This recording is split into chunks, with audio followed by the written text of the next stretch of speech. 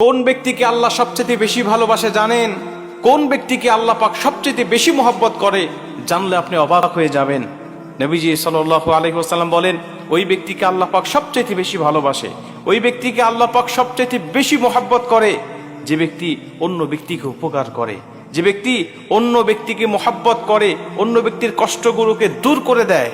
নবীজি সাল্লাল্লাহু আলাইহি ওয়াসাল্লাম বলেন, আল্লাহ পাক সেই ব্যক্তিকে সবচেয়ে বেশি ওই ব্যক্তিকে ভালোবাসে এবং তার উপরে সন্তুষ্ট হয়ে যায়। আপনি নামাজ পড়েন, রোজা রাখেন, হজ করেন, যাকাত দেন, সব আমলগুলো করেন, এগুলো একদিকে, এবং আপনি যদি মানুষের কষ্ট লাঘব করার কারণ হন, মানুষের অসুস্থতার পাশে আপনি তার পাশে দাঁড়িয়ে যান, মানুষের বিপদগ্রস্ত মানুষ হয়েছে তার পাশে দাঁড়িয়ে তার বিপদটা উদ্ধার করার চেষ্টা করেন, এটা অন্যদিকে থাকবে। আল্লাহ পাক বলেন, আমি আল্লাহ পাক ওই ব্যক্তিকে সবচেয়ে বেশি ভালোবাসবো।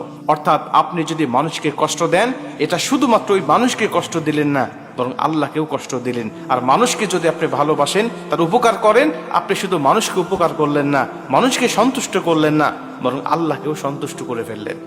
প্রিয় ভাই, মানুষকে উপকার করা, মানুষের পাশে দাঁড়ানো, এটা শুধু সামাজিক কাজ নয়, বরং এটা একটা ইবাদত।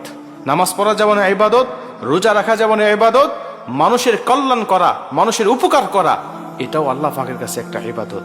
প্রিয় ভাই, আপনি দেখেন, আপনি কতজন মানুষের চোখের পানি মুছে দেওয়ার কারণ হয়েছেন, কতজন মানুষের অসহায় মানুষের পাশে আপনি দাঁড়িয়েছেন, কতজন অসুস্থ ব্যক্তির পাশে দিয়ে আপনি তাকে দু একটা কথা বলেও তাকে সান্ত্বনা দিয়েছেন।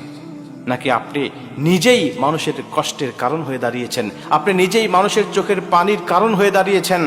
আপনি দেখেন, আল্লাহ পাক বলছেন, মানুষকে উপকার করলে আল্লাহ খুশি হয়। আপনি উপকার যদি নাও করতে পারেন, অন্তত সাইলেন্ট থাকেন, চুপ থাকেন, মানুষকে কষ্ট দেওয়ার কারণ হয়েন না।